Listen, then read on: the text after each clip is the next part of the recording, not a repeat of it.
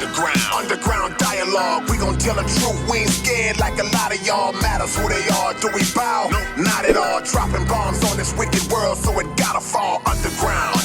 Underground dialogue, we gon' tell the truth. We ain't scared like a lot of y'all. Matters who they are. Do we bow? No, not at all. Dropping bombs on this wicked world, so it gotta fall. From the industry to the Oval Office, we expose the darkest motives of them all and disclose what the protocol is. Thinking and moving logical, stopping every maneuver possible, and apologizing for truth is not optional. We gon' help you with what you go through, reshape and mold you, and sweep over them weak lies they told you. If you living with no clue, we gon' deprogram the old you, and you get to keep what your up, man? soul It's too. Big Buck K-Rino and your boy Key Stove. Y'all are tuned in again to another episode of Underground Dialogue Podcast where the name speaks for itself, man. Look, I got my brother in the building. This is an OG. He been doing this thing decades, man. Every time I see this man at a show, he's performing. He got a jam where he did the Born and Raised in Compton beat. Okay. And just put his own blast onto it, man. And every time he performs it, he tears it up. And he's a dope artist and a disciple brother and socially conscious brother and a veteran in this game, my homie. Mr. Saige, Lord Saige, how you feeling, my brother? What's going on, people? How y'all feeling out there, man? I'm not gonna cry about nothing. I'm not gonna cry about nothing. You ain't gonna be up about it. Hey, not at all. I'm gonna tell you like this here. They tell me, man, once you get so old down here, you crying nowhere. They gonna tell you, suck it up and move it. Yeah, look, the crying, you gonna have too much bass in the cry. You know, sound, yeah. So now it's all good, but we appreciate you coming on and sitting with us today. You know, we cover so many topics on the Underground Dialogue Podcast, so I know you are a man who could dive right in with us and talk about some of these things that's going on in the world as well as what you got going on, man. Exactly. So let people know your origins and how you got going in this thing, man. And I'm gonna tell you like this. It's one of the craziest things because in the beginning, I didn't even have an origin in it. I was with somebody else who did. right.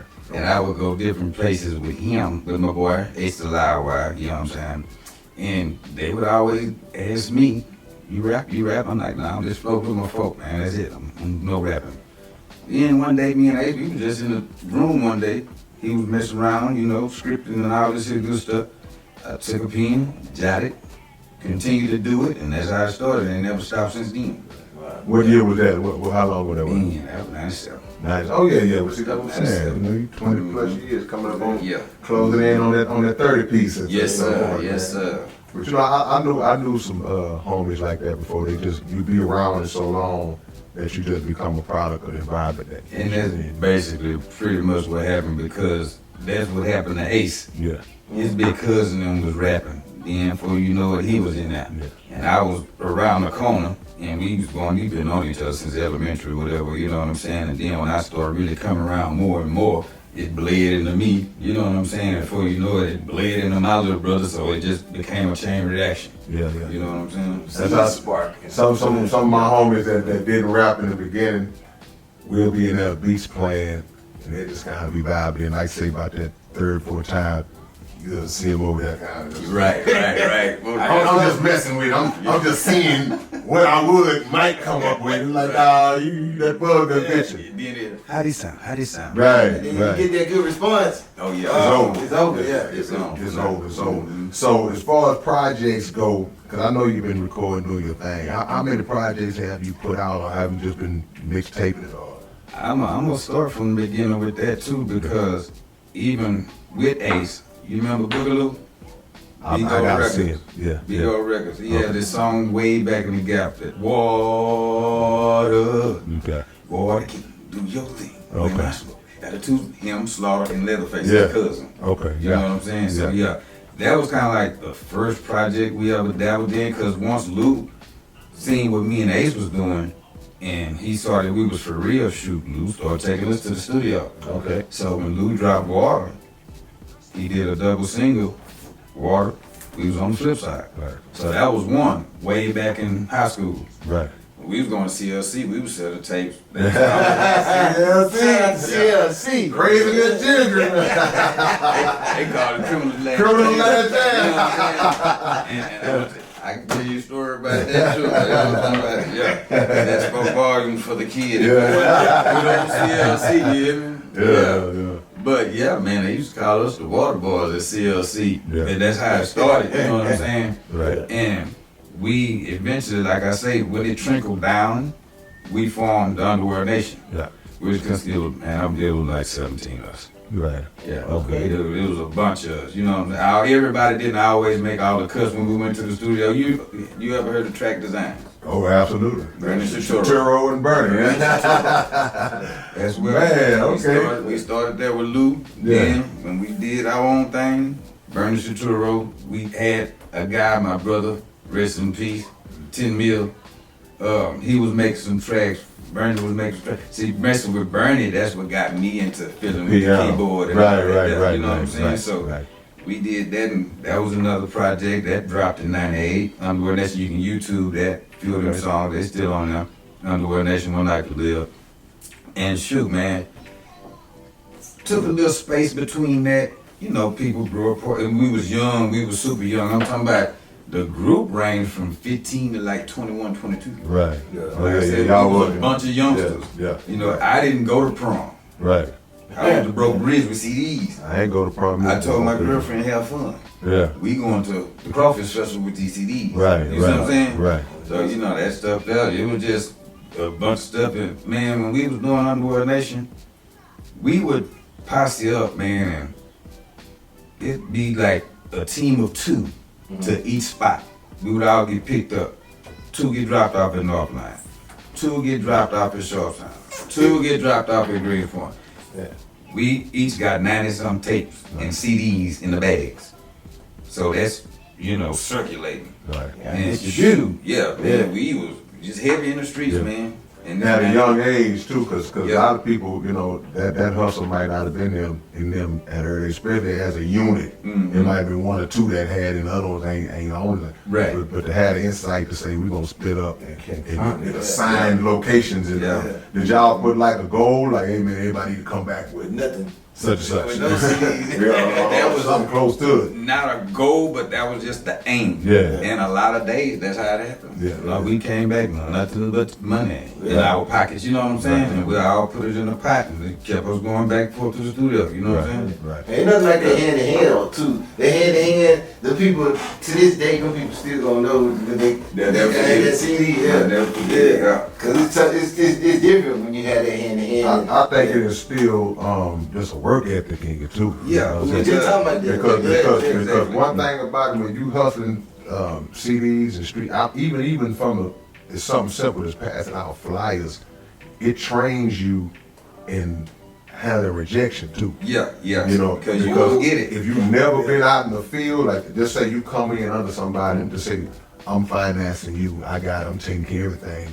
You've been sheltered now. You don't really know what it's like out there in the jungle. Yeah. But when you get out there early like that, boots on the ground, it toughens your skin fast. It does. And it gets your rebuttal game good. Oh yeah. Yeah. Because you can say, you want this fly? Like, nah, I need it. I'll say that for that, but this is just still for this, and that. And then you get them in the hand, bam. Yeah. You learn how to talk people into a yes, even after they say no. Huh? Yeah, because you know, you go in there with a set mind frame. Okay, see these 10, these tapes gonna be 8. Yeah. But when people don't have them 10 for that CD, you gonna say, but don't worry about it. What you got? You give me that 8. Come on. We just want them gone. Come on, man. That's at the end of the day. We want them gone. We don't want to go home with these. Right. We came up with them too many anyway. Yeah. You know what I'm saying? You know, I used to tell people say it like, cause I used to see people that thought they was hustling or thought they knew how to hustle. Right. And if they, I had a homie, if he was selling CDs for 10, one time I saw a dude that have a 7, and he wouldn't take the 7. I said, dude, you crazy. So you gonna pass up 7 because of 3? For real. And you only paid $1 For the, real. so if you take the 7, you still make a $6 profit. So Exactly. people don't really understand that now. It's like you so caught up in getting that exact price, you done missed $300-400 doing that over a period of time. Yeah, exactly. Yeah. You said something a second ago that I definitely want to talk about. You said when y'all was going to the studio and y'all was working on stuff, some of the songs didn't make the cut. No. Yeah. Everybody Yeah. did not. Because we had a gang us, and some of us were just more serious than others. Right, right. We was putting more effort than others was. You know, when it came time to go to the studio, we had those that were going to make sure they were there in place. When we say be right here, picking you up from right here, they were there. So it wasn't songs, it was people. People. Okay, I got you. Yeah. Because when I was thinking about it, like, yeah, man, that got to take a lot when we don't record these songs. And No. that ain't gonna work, man. That ain't good enough. We gonna pick this one instead of that one. I'm going to be honest Yeah. with you. See, I would nip that in the bud. Yeah, I wouldn't let them record. right. Yeah. You ain't even get a chance to lay it out. And I would tell people though, and I would explain it in a way that I would let them understand that, hey man, is that what you want people to get from you? Yeah. You know? And I'm telling you as your boy, but I don't want you to go out there living crazy because you represent, you know what I'm saying? Man, if they had more people like that You know, these days. Oh, come on. Yeah. Man. I tell folks all the time, you rather hear it from your circle, small circle, your partners, than the whole world telling you that. Right. it's trash. And then that's where you get that, oh, he the weakest one in the group. You know Yeah, what I'm saying? right. You know, because we represent everybody within the group and you represent yourself too Yeah. at the same time. So let's make this a nice thing. You know what I'm And saying? then y'all knew that the song was trash when I was putting it out. Right. So now I'm looking at y'all like, Right. Keystone, why you ain't tell me my song was garbage, bro? Right. Yeah. That's pretty deep, man. But I mean, so you were one of the leaders, or not the leader of the whole crew, or did y'all do it by committee, or just? When it came to production and like stuff that we probably felt like we were gonna be comfortable with, Yeah. I probably been more of the one that'd be like, you know, hey, yeah or nay. Yeah. Yeah. Now that would probably been me. You know what I'm saying? Right. You know, Ace was there. Ace was a bad boy. Yeah. Still a bad boy. But for us like putting that enforcement into anything, Yeah. Ace just want to get it done. Yeah. Shaky, my boy Shaky was the finance man. Yeah. So like when it came to when they went outside, blow blunts, drink 40s and all that, me and Bernie right there. Right. That was, you know what I'm saying? Right. So I picked up on a lot from Bernie, you know what I mean? Yeah. So yeah. Yeah, that's cool because and what I've seen over the years too is like, and you tell me if this is your experience, you start off with a certain amount of guys that say they want it, and then over time it starts peeling off, and then you look up 5-10 years later, it's only half of y'all that's still doing it. I say about, I told you it was close to 20 of us. Yeah. I say me, my brother, he's turned into a doggone genius in production, but he have so much going on that he's not active like he wants to be. Ace, I ain't seen Ace in I don't know how long. But now my boy John Doe, he a call away. My boy Rock and Roll, he always a call away. I need a 12, 16, whatever I need. Yeah. There's some I still got that I can call, but you got some to be like, man, we was 20 years old, man, I ain't, you know what I'm saying? Right. You got that. Yeah. But for as a family, you know, it ain't just about music with us. We was a family regardless. Right. You know what I'm saying? But hey, some they still choose, and really, I'm the most active, but I'm still the one that if I need it, I can get it. Yeah. Yeah. They dust that pen off if necessary. Right, you know right. what I'm saying? Or these days they'll dust the phone off and stuff. How the hell they do it? now we still old school. Old school, all right, that's what I want to hear. There you go. You still gotta get that old composition for That come out with that paper. Huh? Yeah. Yeah. There you go. Yeah, for real. Like I say, I first started really just seeing you at the shows, and I was caught up in your stage performance, and I just got up there and did your thing. And when I see people perform, I watch the performance, but I'm always watching the crowd. Right, You know, so right. that I you can stand there and just, but I'm observing. I'm doing this, and I'm doing this. I'm looking around because Right. you know a rapper can get up there and just thinking he killing it. Right, And right. he's calling his own bubble, but the crowd, I'm going about, the crowd tell me if you kidding Yeah, it. right. And you always got up there and did your thing and got good responses. When was your first experiences as far as performing and all that?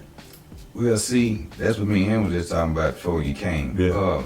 I've been performing since I was 12. Gotcha, yeah. I used to be in band, so we would go places. I'm talking about even, you know, our little things we had at the school. Mr. Medina, shout out to Mr. Medina, he taught me a lot. And we would go to old folks' homes. Yeah. We even did Battle of the Band. When Yeah. Weekly and Cashmere did Battle of the Bands and all that there, we would be in the stands. Right. And we would do our thing then. So performing, it's just, I ain't gonna say natural because I did have to wing into that, but it's been a while. I've been performing. Yeah. You know, Yeah. now rap, that came like more with the Underworld Nation, Nice. where we started getting the gigs. It's one, it wasn't Jamaica, but it was somewhere out in that area that we first started doing this stuff. You know what I'm saying? The showcases and stuff like that. Right. Mhm. No doubt about it, man. Yeah. So I know you came across OG Ricky Cricket Oh, many times, man. Say, man, Yeah. Cricket had me so many places, Yeah. man. Cricket had me waiting in Texas. Yeah. It's the same Yeah. road every time. Yeah. Yeah. Man, but I'm talking about Kenny the Shop, over there, Antoine, wherever is that, he was the first and only one that had me performing downtown. Now that was so live to me because I've never performed downtown. Right. Club venue, Yeah. Wicked did that for Right. me. Right. Yeah. Come on. Wicked They did that for putting me. you on the stage. Somewhere. Yeah. And Somewhere. then telling you the network. Everything you need is in this room right now. Yeah. Yeah.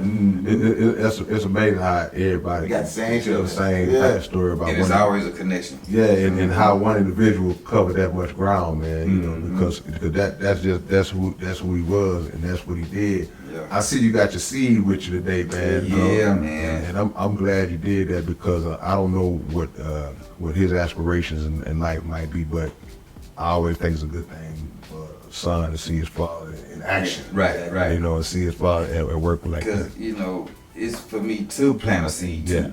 I took him to my job a couple weeks ago, told him and my stepson, I said, y'all sit right here, watch this. But I drive hustlers. Right. I set them in the truck, put them in a good position. I wasn't even on duty. Yeah. You know what I'm saying? I went and jumped in the truck. They had a couple, there wasn't nobody using. I jumped in the truck, hooked up to a trailer, drove over, made a circle, and parked it and came back. Let's go, y'all. You know? Yeah. But I want him to see that now. Yeah. You know what I'm saying? Yeah. As opposed to, you know, if I'm just sitting at the house, you know, lollygagging, whatever, my little recreational thing, with no, daddy do this too. Yeah. Don't get the perception that this all daddy do. You know what I'm saying? Right. Yeah. Right. No question. I want him to have something else that if he want to pick anything, he have an option where he might want to go and steer from. You know what I'm saying? And then the work ethic you showing them. You know, you ain't just talking about it, you showing them. And that's what's important with it, especially when it comes to sons. He been asking me about the podcast since last week. He been asking me since last week, and he finally got a He's chance. here. He in the building. Look, I brought my daughter to here to this podcast room, and I just sat in here. Left, came back, she. The discrimination like we do now, I feel like everybody should embrace like Black history because it's really important. That's it. Boom.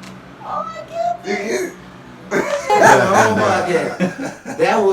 That was maybe 10, 15 years ago. I just had my son. I sat him down in the same seat you did. Walked out, came back, he doing the same thing. Yeah.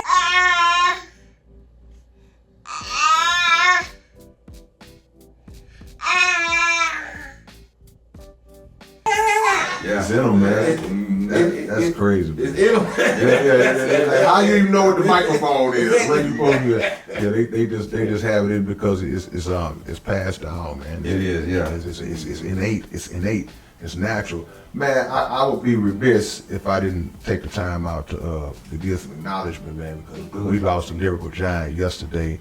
My brother, man, one of the I would say the fathers of lyricism in hip hop, and one of the head seats of the Council of Lyricism, man. Chino XL passed away yesterday, and He's 50. yeah, only 50, man. Only 50 years old. I don't know exactly how old you are, Saige. You know, if you want to disclose that. I'm close. Yeah. I'm close to it. I just made 45. Okay, see, on the so- 26. So in that regard, it makes you know if you still feel pretty good. You realize how young you really still are at 45. Yeah. Mm-hmm. You know, when you 19, 20, you hear about somebody at 38, 39, he old. He old, yeah. You know, but 50 years old is so young, man, and to lose Chino just not because of the rap, but just at that age, you know, it's crazy.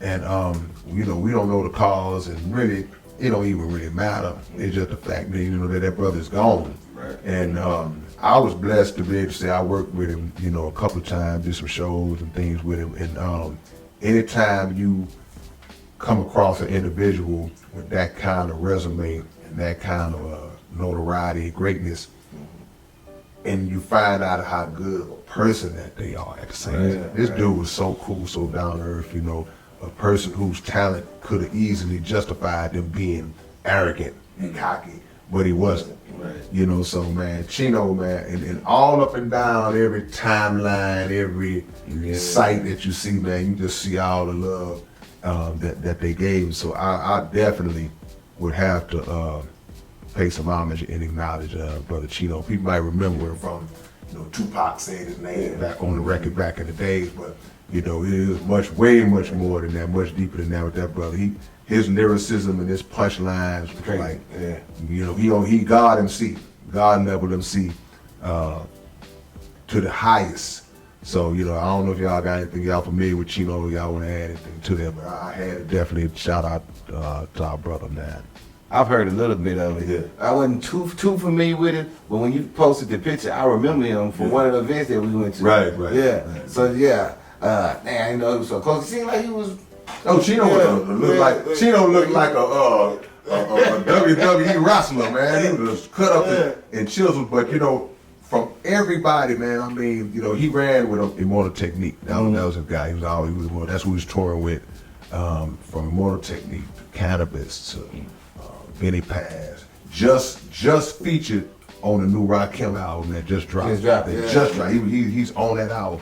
So yeah. And I was reading the Instagram post where he mentioned that, you know, how honored he was to be on the Rakim. You know, guys like Rakim, any lyricist that you name hold Chino XL in the highest regard. You know, including myself. So you know, it's a big loss for the game and for lyricism. But it's also just a big loss for, of course, his family and everybody that knows him personally and intimately, man, you know. So, you know, R.I.P. To the homie Chino XL. Yeah, without a doubt, man. And, we doing R.I.P.s. We got also sending R.I.P. to Miss Sheila Jackson Lee, who just passed not too long ago, man. And she was one of those ones as well that was everywhere. Yeah. I mean, everywhere. I had to shoot a balloon release just this Sunday, and some of the words they were saying was just crazy how much she was everywhere. I remember Sheila tripped me out when Michael Jackson passed, and somehow or another Sheila Jackson got the mic at his funeral. She gonna find her way to the mic and gave him a day. Yeah, but you know the thing is, even with Congresswoman Sheila Jackson Lee. See, at certain points in time, we have to not focus on whatever our politics are, whatever they may not be at all, like they're not political at all, to just break it down to the person.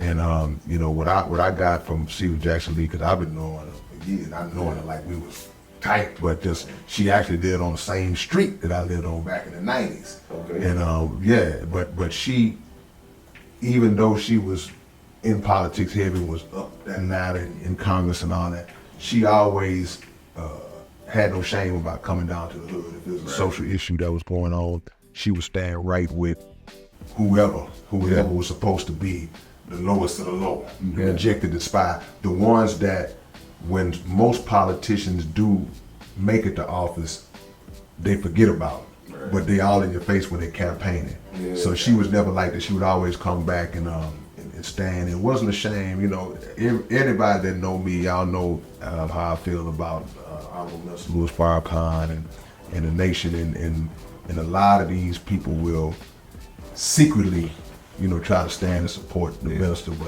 but when it's time to publicly acknowledge it, they can't do it, you know. And she was never like that, you know, to my knowledge.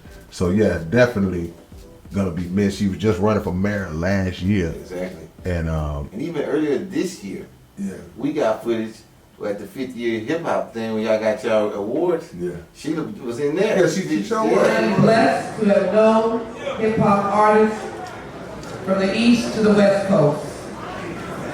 But I want you to know that the story of Houston hip hop has its own uniqueness, freakness, specialness, giantness, indescribableness, if you will. That's power. And folks from New York to New Jersey to the South, back Midwest and on to California know our story. The icons are well known. The names should never leave our lips, should never leave our memories. And that was what? And that was That was a couple months ago. yeah, a few months back. Yeah. You know, but that also speaks to two things. Like it reminded me when Saige was talking about Wicked Cricket. I remember Wicked Cricket was showing up to the events to the end. Yeah. He couldn't hardly move. We was carrying him in certain situations, and I don't know if Sister Sheila knew she was sick or whatever, but sometimes people just have in mind, I'm gonna get down until the wheels fall off. Her son was saying, oh, sorry, go ahead. No, I was just saying I could see it because I've never met her personally, but he has a picture with her. Wow. She showed up at his school. Yeah. Yeah. And side by side, she holding it. Right. Yeah. Wow. Yeah, and Wow. my aunt is a state representative. Now they are real good friends. Yeah. Alma Allen. Oh yeah. No That's doubt. my auntie. No Yeah, doubt. that's my daddy's sister. Wow, that's cool. Yeah, that's my auntie. So you related to the brother Lawrence? Because Yeah. See, all it all tied in, man. Yeah. Okay. Yeah. matter of fact, we just had the family reunion Yeah. before. Yeah. Yeah, at her house. Right. Yeah. Mm-hmm. Yeah. See, and that's the thing. You know, when he gets older, he'll, you know, you young, you don't know the significance of. Hey, take a picture of it, like, Yeah. and then like you 5 years old, like who? Like this Muhammad Ali, man. You'll appreciate that later on, you know, when you get older, man. Yeah, for sure. But at the end of the day, she was a blessing, man. And she just she was a blessing and just a great ambassador on world affairs, local affairs, social issues, and we just appreciate her contribution. You know, like I say, everybody's not going to agree with each other's politics. Some people may have had an issue with certain things, but in the long run, that's still our sister, man. Yes, sir. And we gonna make sure that we pay homage to her because her resume is so long and extensive that not many of us will be able to match it or pass it. So a lot of times that we levy that criticism at people, you know, we gotta make sure that, okay, if you're gonna criticize something in a negative way, what do you have to stand up next to? Exactly. You know, what do you have to stand up to? So shout out to Sister Sheila Jackson. Yeah, truly will be missed, man. So what you working on now, man? What you got going on now? Because I know we just did some stuff together recently. Yes, but sir. outside of that, is that part of a project or? That is part of a project. That's actually going on a compilation. Yeah, That's okay. going to be entitled Leveling Wood. Gotcha. So that pretty much done. With me and you did. That's mixed mastered, all that good stuff. Yeah.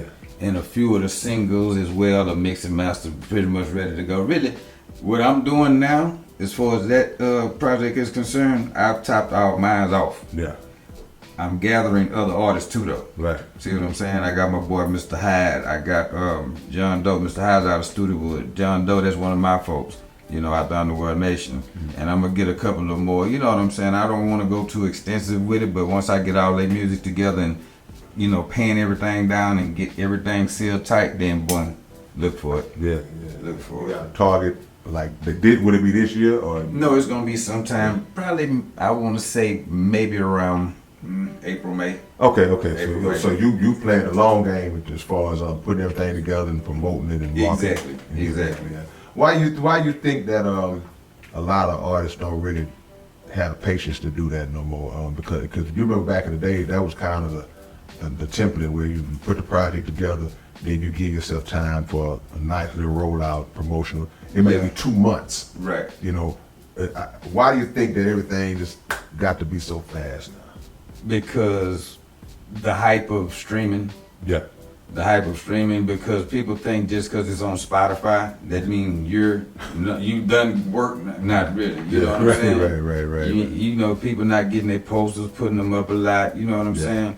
And I'm the type of person, I know everything is converting over to digital and all that there, but I leave no stone unturned. I'm gonna go give me some CDs. Right. And I'm gonna keep me some CDs. Right. But what I'm gonna do to them CDs, even if they just promo CDs, Yeah.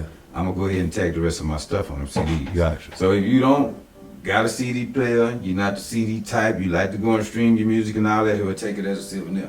Yeah, the CD turned into a flyer. Exactly. Yeah. That's what you do. Yeah. You know what I'm saying? You Yeah. implement all of it. Right. You know what I'm saying? Right. If you just want to give a CD, just make sure you put all your information. The Q code. Yeah. The QR code, yeah. QR code. Yeah. Put that on there. Right. Let them go. You know what I'm saying? Put your, like I say, your social media sites, all that good stuff, your YouTube, your Spotify, your Apple, whatever you may be on, and even your QR code, they will get there quicker.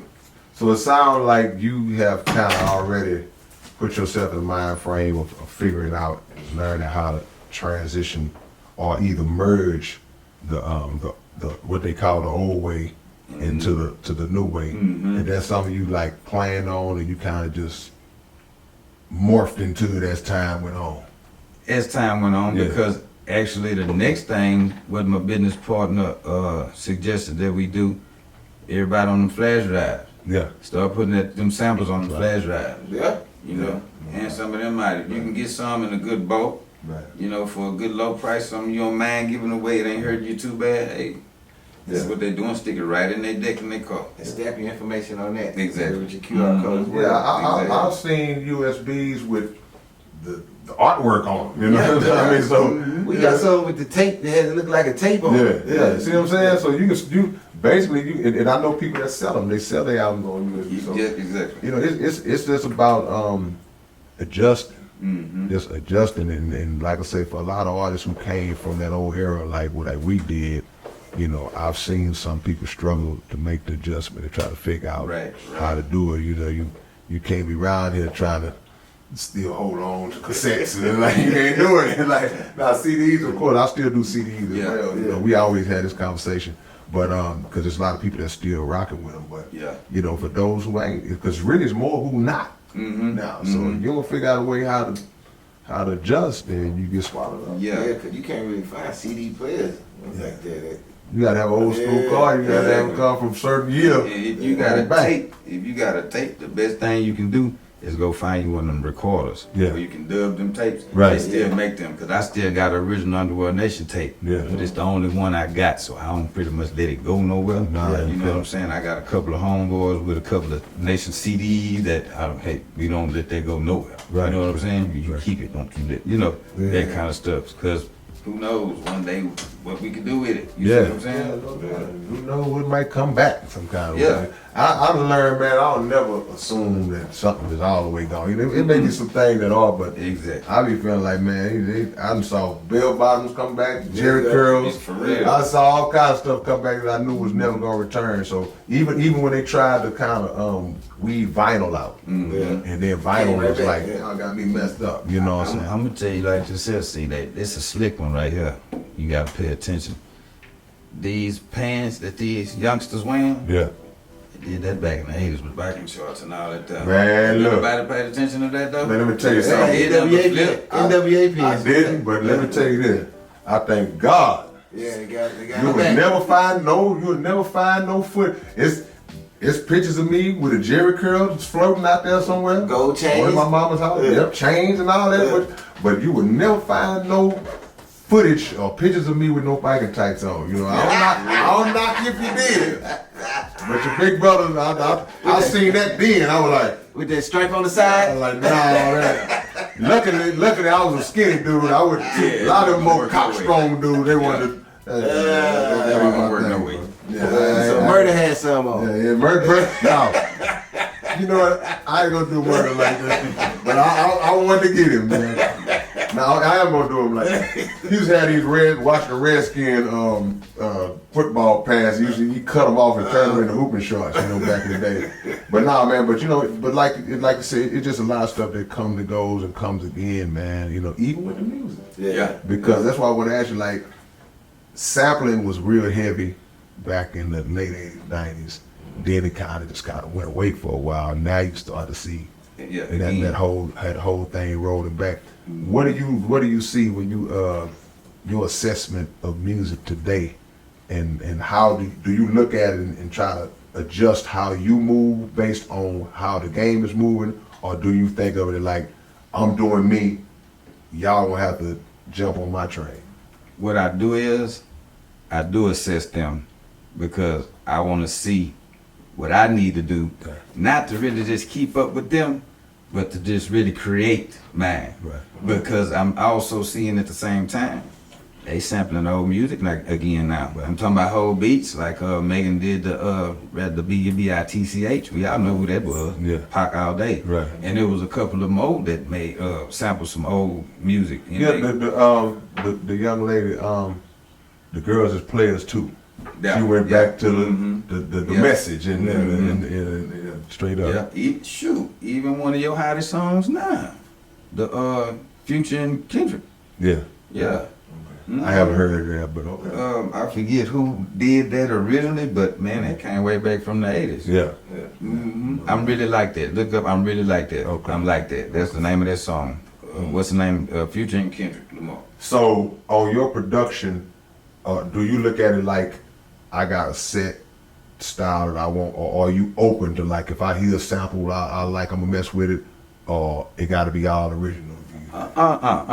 No, because I want to say Libations.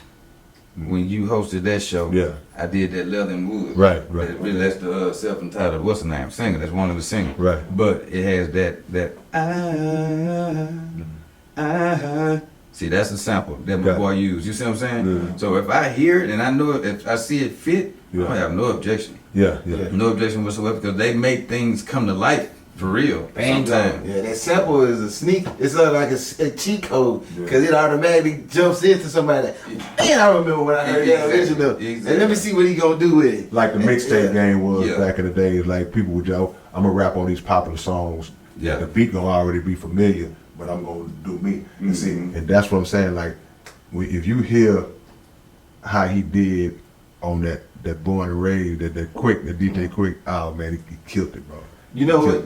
That just thinking of that. I'm gonna go back and listen to it. But the last show we did, you brought up some guys named PKO.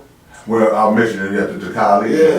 And they got a song that I was researching. It was talking about Mr. DJ couldn't sing songs. But he said San Antonio is nothing like Compton. Yeah. Shout out. See, but you know why? Because that came from back in the days where we still wouldn't get no respect as a region, you know. So we always felt some kind of way, like if somebody East Coast, West Coast, we felt like we wouldn't get the love. Then every now and then somebody might just shoot a little slug, like, hey man, you know, because we just trying to forge our way, you know what I'm saying? But yeah, people, Like I definitely hear it because that's a cold beat, man. yeah, man, yeah. But he did it his way. He ain't trying to be like nobody, but all it is a sample. You know, it's not what you use, it's how you. But I'm gonna be honest with you about that.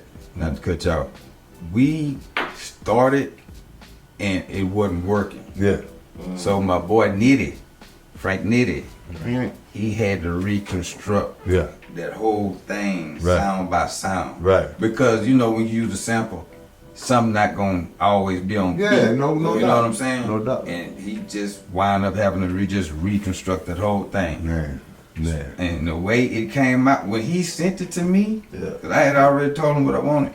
Yeah. When he sent it to me after he explained everything, and when I got it and put it in my system, I just had to call him like, dude, You did that. dude, Yeah. you're amazing, Yeah, man. yeah. Seriously, you're amazing, man. No question. So, you know, and that all went from there. I got my pen, went to script, and when I mess with other people's beats, which I very seldom do, because we do a lot of original stuff of our own. Right. I don't put a lot of thought into certain parts of it. Right. So that's where you hit a hook. Oh yeah, that's quick. You know what I'm saying? But like I say, the rest, I did that and all that stuff. But when it's not my original 100% idea, I did a little piece to that Money to Blow, that Cash Money joint with Drake and Baby and Wayne. I did a little piece of that. I only did one verse. Like I say, I don't put a lot into it when I mess with other people's beats. If they catch my ear, then that's when I say, yeah. Gotcha. Yeah, because like really that Day Not Like Us, he put something on my mind right now because old Mustard was something else on that there, man. Yeah. Yeah. Yeah, right. What's missing, man, in the game today, man? What, in your opinion, what's missing? For one, it's a substance for me is missing, man. Yeah. Originality and substance is missing. Yeah. You know, it's no train of education in music no more. Ain't nobody trying to teach you nothing. You know what I'm saying? And really, just to be honest with you, they giving a lot of people these big checks and all that there, and these youngins, man, is misguided. And I'm not talking about him. I'm just talking about the artists. Yeah. They misguided because, you know, all that there, man, 30, 40,000 worth of jewelry and all that there, man. They had the dookie ropes and all that there, but, you know, me personally, I couldn't see it. You can't give me $1 million right now and I'm finna go burn that kind of money on jewelry. Yeah. And I really ain't gonna even feel all right walking outside with it. What about the 21-year-old you though? Cause I don't care if be young. And I can't say I, man, you know. you don't think you wouldn't splurge, you wouldn't ball out a little bit, say not just a little bit. You know, like, I ain't gonna buy absolutely nothing. Right. Get But a chain. you know, there's something like, you know what I'm saying, nothing major. Yeah. But like, even when we was young, me and my brother, I think I was 20, we was 22 and 23, my younger brother, when we was going to Prairie View. We went and got grills and all that there, 6 pieces, you know, he got his the way he wanted them, I got mine, and slug, laser cuts and all that there. Man, that played out with me so fast. Right. Because for one, I go to sleep and wake up, teeth beat. I could just press my teeth together all night. Right. So and then I saw that it was filing my teeth. When I lost it, I didn't care. Right. Didn't try to go get a nut, none of that. Right. So that kind of stuff, it's a minimal to me. Yeah. I told myself, if I do get a big check, time I get a big check, I just want to go to Kelly. Yeah. Buy me a 6'4" and I want to do it. Yeah. Give me a custom made 6'4" and I call it a day. Everybody got to spoil themselves with one Yeah. thing that you always Yeah. wanted. You know, but I just think about a lot of guys who don't know when to stop or how to stop. You know, 'cause Right. one of the biggest problems that we have in the black community is the lack of financial literacy. When we don't even know. And I don't care, this across the board. This ain't just music. This is in sports, this is in other forms of entertainment. I remember watching the sports documentary called Broke. And it was talking about how a lot of these athletes have made tens and hundreds of millions of dollars. Then you retire at 32, 33, and 5-6 years you're done. Right. So it's just an education that we are lacking in terms of knowing what to do with just a little bit of money. Mm-hmm. You know, because the food and money gonna part. So no matter if you get 100 million or $1 million, you know, it is what it is. But I know that being young got a lot to do with it. And you know, if you're an old soul and you peep it, because I feel like you. I feel like if I was 20, I wouldn't have went crazy. I'm just plain Jane like that anyway. But to those who do, you know, somebody got to be able to get these cats in, make them understand, dude, the way rap works. Yeah.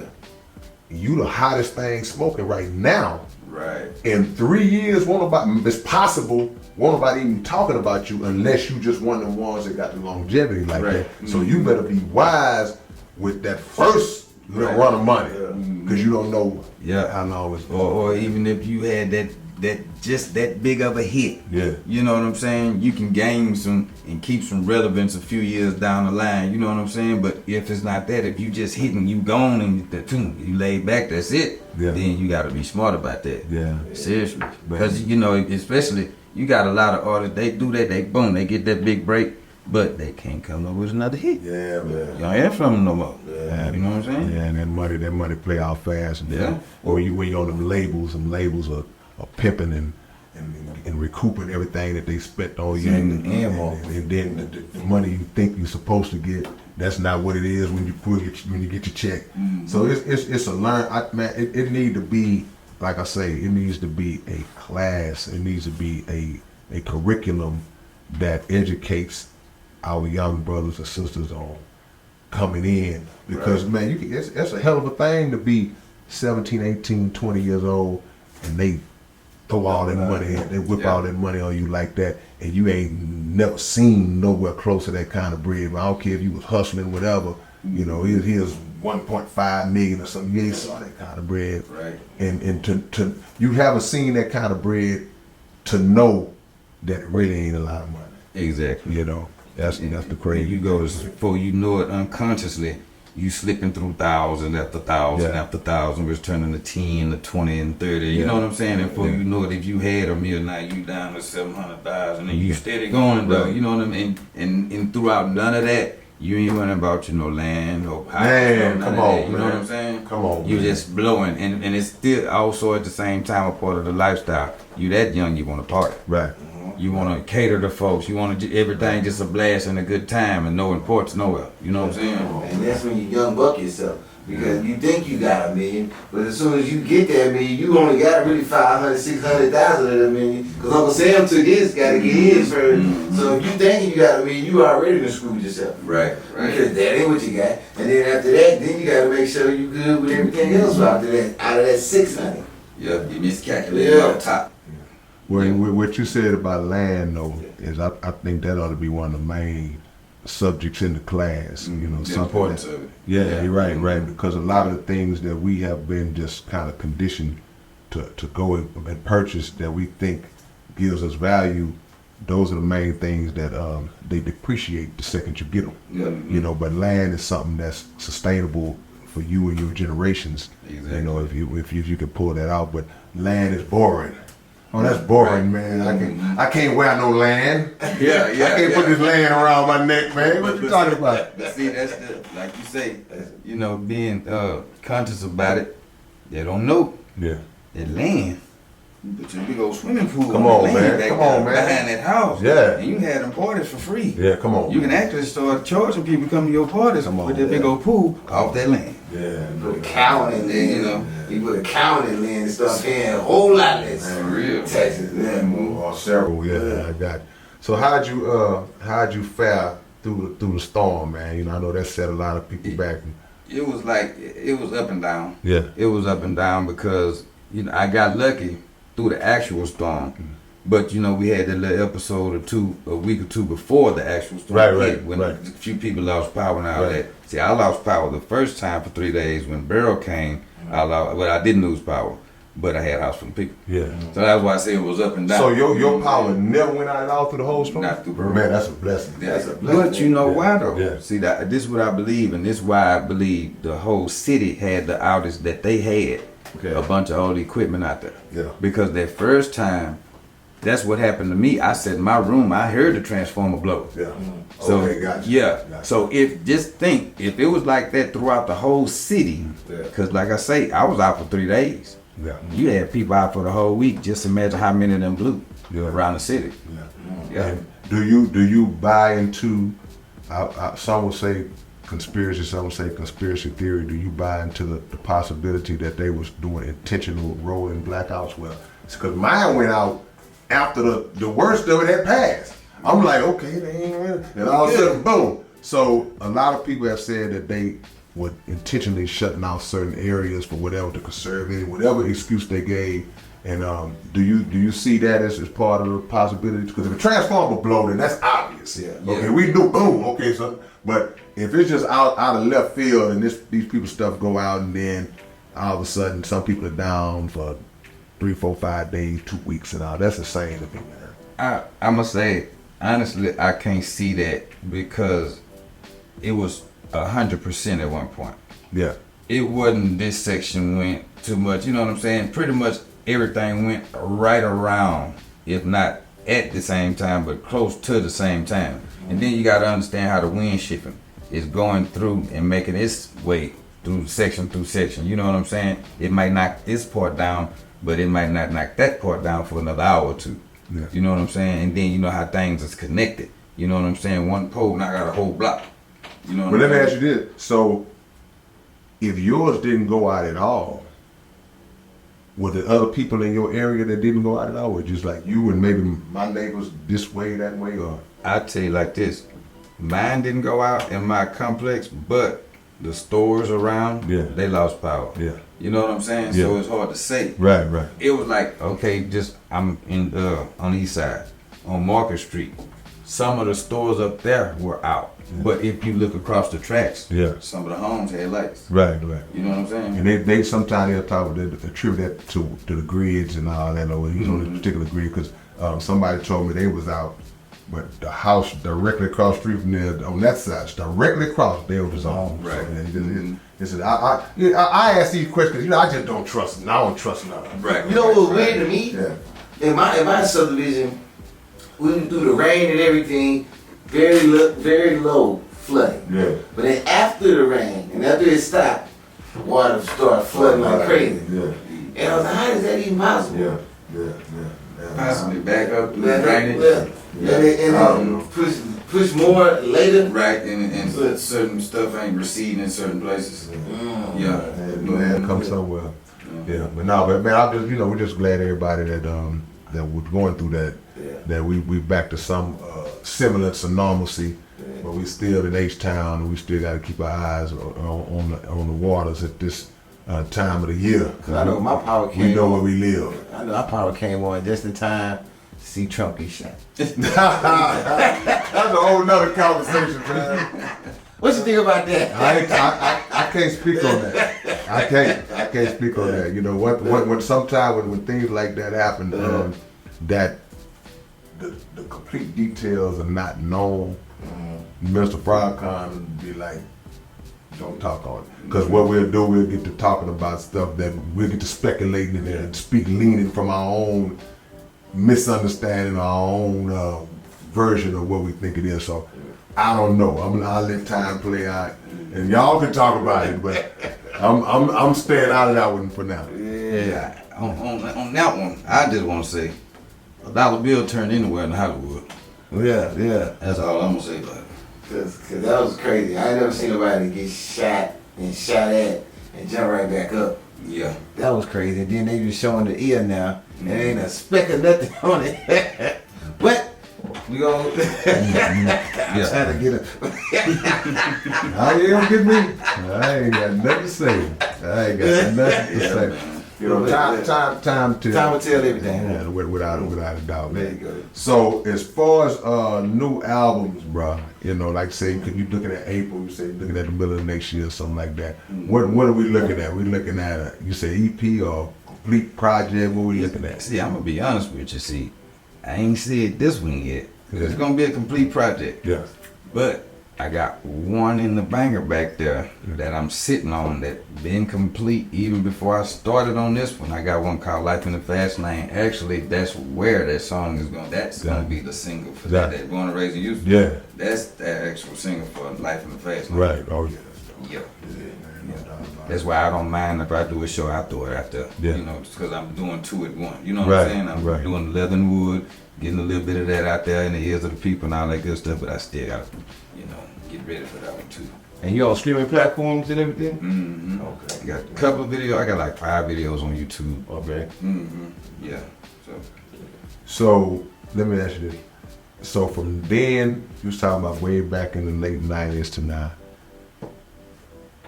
Gauge your love for the game from then compared to now, or from now compared to then. Is it the same, or how you feel about the game as far as art and hip hop and all that right now? See, I'm very peculiar right now. Yeah. Just being honest, because we was being raised by that. You know what I'm saying? But now, with a set mind frame already, you know what I'm saying? No, you said something right there. Yeah, we had actual something to look at and look, man, we couldn't wait to get a Scarface, Tupac, Goody Mob, Outkast, Come on. You know what I'm saying? Spice One Quick. We couldn't wait to get them albums, man. Come on, man. We couldn't wait to get a Bone. Bone got a nothing? Yeah. I ain't gonna see how I'm finna say something, but I guess I may as well say it right now. I ain't finna lie. Not that I don't love the game. Yeah. Not that I don't love the game, because that remains regardless. But I can't sit and listen to all them people. Right. Some of them I can, and some of them I give them a try, but even if it starts going a certain way, then I'm gonna have to eject it. You know what I'm saying? Right. They a lot of them, it's just that one song. If it's popping on the radio, I like it. That'll maybe spark my interest to where I might go check them out, but sometimes I might like the song and still not go check them out. Yeah. Because like I said, it's different. Yeah. With the transition that's been made in the game and how artists are delivering things right now, I just can't see getting what I got. Right. No doubt. those albums that I was listening to then triggered me to read more. Yeah. That sent me to the dictionary. What did he just say? You know, we don't contribute to your soliloquy. Right. That made me go look up soliloquy. Yeah, no question. I can't see getting that out of this today. They jam and keep you moving, all that good stuff. So, you know, salute to them cats, man. But I ain't gonna say I can get something out of it that's educated. Maybe if it's a Cole or somebody, you know what I'm saying? Something like that, because he in that, you know, area with them. But, you know, for the most part, because a lot of them just too flashy for me. I ain't never been flashy. Right. Yeah. So, because I look at this, you know, I blame the industry for it at the root of how they have changed the whole dynamic of the art form and what they allow us to hear, what they allow on the radio, what they push and put out. As an OG artist coming from way back in the original era, do you agree that we have to create our own version of the industry? Because the way your mind is set up, it's hard for me to imagine you being able to operate in the current construct of this industry. Yeah. So you basically would have to I have to separate and create my own version of this industry. You pretty much would have to, you know, and really build to where you can really get more of that across. Yeah.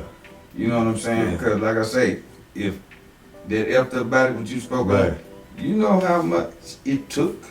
You know what I'm saying? Not that it took, you know what I'm saying, but I had to really convert to try to get with them as much as possible without try to go too deep. And it was not hard to just do the song, but it's just certain boundaries I can't pass. Right. You know what I'm saying? Come on, man. You know, I can't, you know, money and all that money cars, hey man, it's more life than that, man. Yeah. You know what I'm saying? Yeah. And that's not a lot of artistry to me. Yeah. Cause that's what everybody does. Right. You know what I'm saying?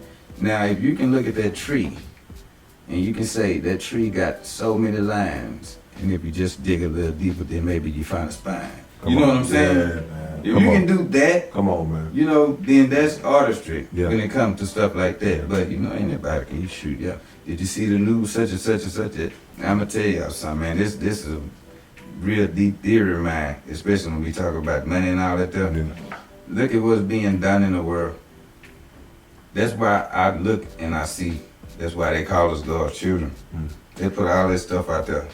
And it ain't just about people with money who make the money like that too for that stuff, but they put all this new stuff out there. Remember, you probably won't remember, but you can picture being a baby in the bassinet, you put that thing over them and they Yeah. just reach and you wild. Right. You know what I'm saying? Right. That's the same thing going on when they put a new car there. Yeah. A new cell phone, new iPhone. You want Okay. it just Whatever it is. dangling little objects in front of your face and Right. telling you it's new. Right. And you wanting to have it so bad you go blow whatever. for it. Right. You And, know. and they inject the thought in us that you got to have it. It's the new one. You got. I know you got this one. And this one just came out 6 months ago, but you got to get this one now. Because what we did, see how we got this button on this one? Now this one got this button and there's a button right here. You got two buttons. Like, yeah, exactly. Yeah. Same thing. Yeah. So that's a hell of a point, man. And then what our people do? Yeah. Y'all ain't right. Y'all got these two. Y'all ain't shit. Don't make it no Y'all got better. this. Don't make it no better. Not understanding the value of that dollar, man. You know what you could have did with that $1,000 for that iPhone, man. Right. Seriously, you could have did a whole bunch more, man. You could have took care of some things for a whole month. He came in jamming, though. Yeah, that's simple. Yeah. Let me hear you this one. But nah, that's some actual facts. Yeah, we were talking about that about the Cybertruck right there. Yeah. Yeah. Oh yeah. That's right. I saw one of those for the first time. I didn't know what it was. Yeah, I was just Yeah. telling him, just when he brought it up, it made me think I saw one just this morning. Yeah. But it was a truck. When I go get my little tacos in the morning, it's a little truck stopped there too. And they had a bed full of them, about 3 of them on there. Yeah. Yeah. Right. What the things hit for? How much? I don't know. That's Elon Musk. 125, 150. Yeah, see, that's a house. Yeah. So you can't have one of them and then live in an apartment complex. But somebody will do it. Yeah. You know, yeah, that's crazy, man. That's Gotta crazy. go put some of them boys on there. Yeah. Well, you know, I mean, that's why I ask a lot of these questions, because I know that us being from where we are, I don't never like to try to make it seem like we are superior to the young people that's doing their thing right now. Right. I feel like we got an obligation to kind of navigate them through it, to kind of educate and show them, like, hey, man, warn them against what you could potentially be, road you could potentially be going down. Right. Because, and also not to separate ourselves, because it's a lot, whether we believe it or not, I know we know it, got sense enough to know, it's a lot they can teach us. Yeah. It's a lot that they can But teach. see, we put a like a barrier Yeah. by with this age difference. Right. That becomes the barrier. Yeah. Oh, you're too old. And them Yeah. y'all don't know what they talking about. You know what I'm saying? Yeah. Even with me using that, the DJ Quick joint, just like you said, you'd be watching the crowd and all that stuff. Right. I would have Too Deep. Shout out to Too Deep and Mr. Yeah. Age. Yeah, no doubt, no doubt. Mhm. I would have him run it. You know what I'm saying? I had to run it for a while, and I would see that they didn't know what in the world was going Right, on. right, You know what I'm saying? right. Seriously, they didn't know what, because it wasn't. You know what I'm saying? Yeah. You know. Yeah. So, and that's another thing that makes me create the way that I do now. Cause okay, if I see you ain't getting that, at least I know what you do like, Right. and I see what make you move. So I got to. And if you're gonna do it, it's like just that's the way to do it. You got to observe them and what they really moving to, and what, hey, this make me tick. You know what I'm saying? Oh, that's my, you know what I'm saying? Yeah. You looking for that reaction to see what you need to do when you go back to the lab. Man, you just said something that put some on my mind. You got to have a lot of balls to put yourself on the line like that too, though. Exactly. Because you say, hey man, play my record, and then the DJ plays it, and you sitting there with the intention that I need to see how this crowd gonna react, and it might not be in my favor. Yeah. You know what I mean? But you still, Yeah. I gotta do it. I gotta brace up to take this punch. And I want you to do it every week. Yeah, right. I want you to do it every Monday because I want You to got see. to have a certain degree, a certain level of tough skin in order to do that, because at the end of the day, man, a lot of artists can't bear it, bro. They can't. We talk about rejection was slang in the CD. A lot of people can't take You it, bro. got to, man. Yeah. You know, because for one, that's a example of humility, man. You got to have it. You know what I'm saying? You cannot in this game think that just because you can go and record something, you as a worldwide, automatically you know what I'm amazing. saying? Yeah. Anybody with a few dollars can go find a studio, man. Now you can do it on your phone. Yeah, that too. Pro Tools on your phone. AI, you ain't got to do nothing. You ain't gotta do nothing. One piece off YouTube and load it up and do what you know what I'm saying. Yeah, So yeah. nah, but you can't have that mentality, man, because that's setting yourself up for failure. Yeah. You know what I'm saying? And even with your homeboy, your homegirl telling you that's jamming. Yeah, I know. Now take it around the corner, man, because them folk you don't mess with, man. Over strangers. Yeah, some people ain't seen you before. You gotta take it to them. Yeah, they You gonna know? tell the truth. Exactly. I can say, when we was doing COD back in the days, and we sampled One Way. Remember K-Rino? We sampled that, and first time Steve Fournier was sat in his seat. Okay. We interviewed Steve a while back, and he played our record. We talked about it. We interviewed him, and when he played it the first time, everybody left the dance floor. He was like, what did you play, dude? Like, what is this? You know, they recognized the sample. They hear me come in rapping like, man, and everybody, and he continued to play it until, thank God, it grew on the people as well. After about 3 or 4 weeks when it came on, people was responding to it the right way. But man, it ain't no bigger test of your intestinal fortitude to watch the crowd just disperse when your record come on. It feel like somebody just But you got to have tough skin. I'm gonna tell you, an instant. They didn't disperse. Yeah. But I did see these two girls, and this probably may have been 3-4 weeks in with it. You know what I mean? Yeah. As soon as he hit it, I seen the girl. Hands on you. I'm just looking. Yeah. I got my own little dose of that. Yeah. I mean, but see, man, the fire go purify you, bro. You know, because one of the biggest blessings that we don't recognize as being a blessing in the music game is learning, is dealing with a lot of hard hits early. Yeah. See, when you come in, success, win. That's cool. Yeah. That's a beautiful thing because you want to win every time. Yeah. But what it does, it sets you up to where you so high up that when you fall from so far. And when you do take that the first time somebody tell you trash or it ain't got to be that extreme. They can just tell you, nah, I ain't fit that. Yeah. It's a shock to you. You might not even. I've seen artists that can't take it. Yeah. You know, they get personal, they get their feelings behind it. But if you have already kind of took some hits early on, it prepares you up the ladder to where if you take one down the line, I've been here before. Mm-hmm. It ain't as impactful. Yeah, man. So that's crazy. But you put yourself out there. That's a hell of a thing, man. You know, I don't know if a lot of artists see nowadays that's done on the internet. Yeah. You know, because you just put the stuff up on Instagram or YouTube or something like that. But even then, if I'm on Instagram or wherever, that's still kind of my people. Yeah. These are the folks that already kind of know you and follow you. So you ain't gonna really get it as extreme. You gotta go neutral, like Saige said, like just throw it out there. Yeah, man. You ain't around. You know, because we just spoke about it earlier. Sometimes your homies don't even give you the truth. Yeah. Total strangers ain't gonna lie to you, bro. Yeah. Most support comes from total strangers. It's crazy. No question about it, man. So, as far as like out of town and all that, you did any shows like out of town in different states and all that, or you looking to get into that more? I'm looking to get into it more, but I have done Alabama before. Yeah. Because I live down there. Yeah. You know. And how would you receive? Because that's why, you know, like they say a prophet don't have no honor in his own land. Sometimes other cities and states, they show more love. How would you receive in the other states, other cities outside of Houston? It was good because, you know, it tripped me out.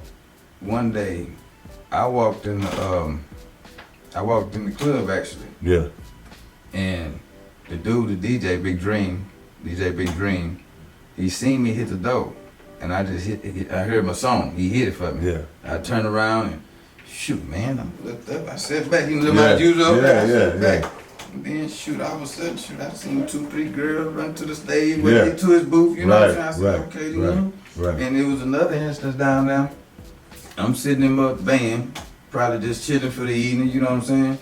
My cousin called me. I'm Tupac in my deck right now. You know what I'm saying? Got me a good cold bill, you know what I'm saying? All this good stuff. Cuz, you on the radio, same song. Right. You on the radio. What you talking about, man? I ain't giving people no music, man. Yeah. Cuz you on the radio.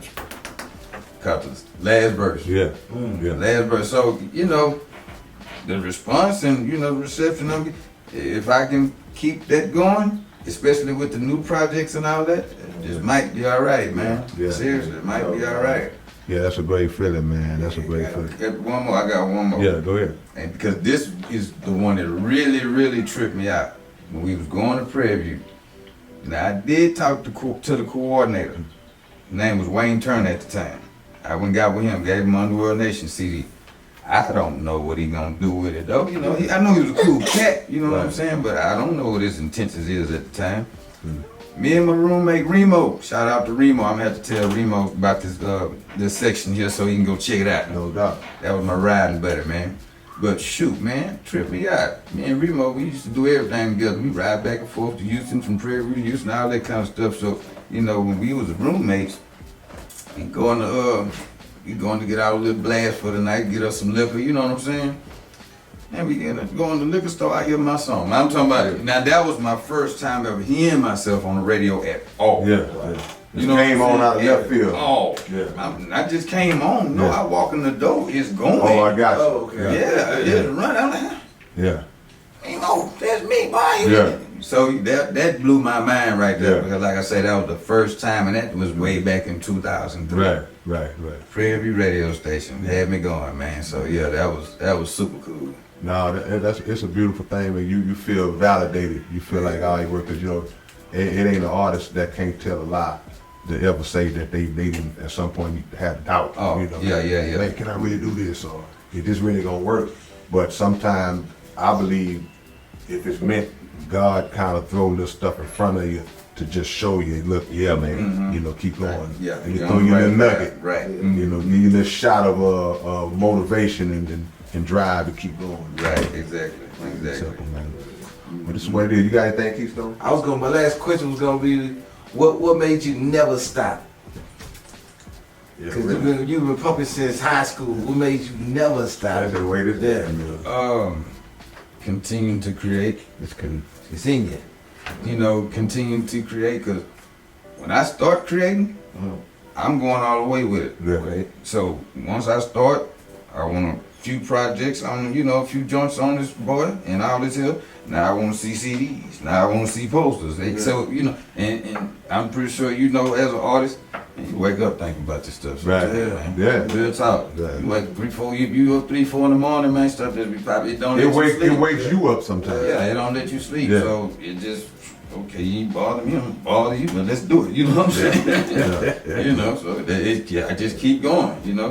Okay, well, give me five artists that you would want as a feature on a project. Okay, we're gonna vet you off. We already got down. Yeah, I ain't got you. I'm So you want another five. I'm You not want in the fresh conversation at all. Yeah. You're on a fresh fire. Okay. It's hard to say, cuz. Now, okay, I got to go with my book, because like I say, all these new folk, I always did want to do something with DJ Quick, though. Yeah. I always did. Yeah. I wouldn't mind doing something with 3 Stacks, Okay. as well as CeeLo. Okay. CeeLo Green, that boy bad. I met him at Chocolate Town, cool dude, way back in the game. You said Chocolate Town, I knew it was way back in the game. I knew that was last month. Yeah. And let me see, I owe you 2 more. Yeah. I wouldn't mind doing something with Face. Yeah. Yeah, Face. And I wouldn't mind digging into old Crazy Bone. Yeah. Yeah. Strong. That's Crazy strong. Yeah. I could hear you with another guy we just had here. I could hear you with Young Bleed, man. Go Bleed. Yeah, I could hear you doing something with Bleed. That'll sound dope, man.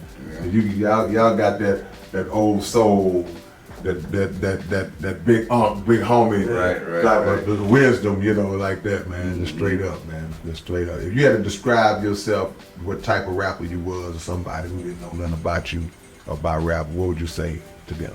I ain't finna lie, see, cause I touch so much. Yeah. I touch a lot when it comes to creating stuff, and I sing too, so Yeah. that's a whole different world. I call it all around universal. You know what I'm saying? Right. Because I don't like to just be the everyday what they doing type of dude. You know what I'm saying? Because hey, a lot of them don't even realize what's getting these people across. Right. And a lot of that is the blending of things. Yeah, no question. You know what I'm saying? It's the blending of things. Yeah. I can let you hear a track in there right now. You never probably thought I'd touch, but when it caught my ear, Right. and my brother made it, I say, give it here. Yeah. And what I came out of it with, and see, that's what things just touch you out the blue. My dad passed in 2020. You know what I'm saying? On my birthday at that. And like I was telling you about my homeboy, the OG Boogaloo. Yeah. He passed the next year in September. You know what I'm saying? Right. And it took me a whole year just to even finish the song. Right. It was like I started with my dad, but it took for Lou to tip me over the iceberg to be able to complete it. Right. You know what I'm saying? Right. And yeah. Yeah. So, When people lose somebody that's close to them, like their friend or family, I always try to, because everybody deal with that type of stuff differently. So it ain't no one set way to tell people, you know, Right. here to advise nobody, especially if it's something you ain't never been through before. But, you know, I always just try to say, look, man, just do what they would want you to do. Right. What you know they would want you to do. Exactly. So I can say, well, man, I don't want to do it. I lost my love for, and I, okay, that's cool, but when it come back or when you let time pass, think about what they would want you to do. Exactly. And this person, whoever they fit in that blank, if you know they wouldn't want me to quit, Yeah. then I feel good about keeping going. And see, I'm gonna tell you, being that you said that, you know, that keeps that spark igniting. Lou passed of a heart attack. Yeah, Lou called me 53. yeah, Lou called me 2 days before the incident right. about a song that me and Martez had with what we got. That's gonna be another matter of fact. That's gonna be the first single they come out this Leather and Wood. The song me, Martez, and my boy Rock and Roll. He called me 2 days before the incident, telling me, you know, shout out to Psycho Sid. He got a joint over there off North Shepherd, Dynasty headquarters. He called me telling me, say, get with me, cause we can go over here and we can get DJ Polo Yeah, to play this up in here, cause I like it. yeah, 2 days before. right. Yeah. Yes, yeah, man. That's so you know he was still immersed in the music, so you know Yeah. he'll Yeah, want I you to keep on Exactly. and do that song. Exactly. That's gonna be the first Yeah, single. yeah, no question about it, man. That's no question. If you got anything you want to add to a Saige, man, feel free to drop your social, whatever you got going on, man. We sure appreciate you giving us this game, brother. Yeah, man, I appreciate being here, first off, for real, you know. Y'all want to catch me, man, y'all hit my gram, my IG at Lord_Saige. Lord_Saige, it ain't hard. You can go to my YouTube, Lord Saige. You can pick up any of my World, My Groove, whatever you think you might want to look under, it's all in the catalog. You know, you can go to Spotify, you can go to Apple, you know, just wherever you think you may be probing around, just tap in the Lord Saige, baby, I'm down. S-A-I. S-A-I, yeah, man. I tell people all the time. They say, like the season. I say, no, mine got an I in it. Yeah. Mine got an I in it. I'm not the season, but I will spice up your life. Come on now. Go. Come on. Come on now. No, man. We definitely appreciate you coming through, brother, and wish you the best on everything. Yeah, thank y'all for having me. I like it a lot. I'm definitely gonna go back. Yeah, man. You know, this is my guy, man. You know, we appreciate you coming through it and just your spirit and how you get down. You always been a real one with me, fam. Man, yeah, man. So, you know, we gonna rock out every time. No question every about it. time. I ain't had a dull moment, man. Every time we've done it. Cause I think the first time we met, it was at the bread spot. Yeah. At the bread Yeah. spot. Shout out to Cornbread, man. Shout out to bread. You know what I'm saying? That's another one who'll be really creating avenues and things for artists to come do their thing, man. The same vein that Cricket used to do, man. Cornbread, but Cornbread don't get enough credit that he deserves for doing what he do. Yeah, because he do a lot, man. You know, he give that same feeling to people that Cricket gave. Right. Right. That Cricket used to give you a trophy. Bread gonna give you a trophy to Man, you know how many trophies I got in my house from Cornbread, bro? Y'all would think that I was the top athlete or something. You see my little trophy table. 82% of the trophies I got came from Cornbread. So salute. Yeah, man. No question. Well, we thank you for coming on, man. It's your big brother K-Rino And your boy Keystone. And y'all just caught another episode of the Underground Dialogue Podcast where the name speaks for itself. Another great one in the books, man. Lord Saige, peace and love, and my brother. Little man. Man, it's your big brother K-Rino. And check this out, man. The Underground Dialogue Podcast is offering advertising opportunities, man. You can promote your business, you can promote your video, your song, whatever it is that you have, man. Reach out to us if you're interested in promoting on the Underground Dialogue Podcast. All you got to do is email us at undergrounddialoguepodcast@gmail.com. Get it. What up, man? It's your big brother K-Rino. I'm proud to announce that I'm a new brand ambassador to this new brand of clothing and shoes called Volage. Y'all make sure that y'all support this. It's already available. Houston-based company, straight out the A. Look at the quality of the packaging itself. We ain't even got to the shoes yet, man. And this is just one pair of shoes, one design. They got all kinds of dope designs of shoes that you guys can choose from. Go to volage.biz and find your order, find what you want. Wide selection to choose from, male and female items, and I'm proud to be a part of it, man. Community workers, versatile products, roll-outs, manufactured in Italy. Look at the quality of this box, man. Y'all don't know what it is, man. Catch y'all later on. Peace. Level legit clothes, so get used to people asking you, yo, where you get those? Say we wear Volas. We showing up. We wear Volas. Next brand blowing up. We wear Volas. Get yours, try it on. We wear Volas. World when you got it on. We wear Volas. The slogan we go by. The streets to the streets, we accommodate both sides. So many fresh styles attractive to your eyes. So we gon' put them on and let the whole world know why. We wear Volas. Get yours, try it on. We wear Volas. World when you got it on. We wear Volas. The slogan we go by. The streets to the streets, we accommodate both sides. So many fresh styles attractive to your eyes. So we gon' put them on and let the whole world know why. We wear Volas. Get yours, try it on.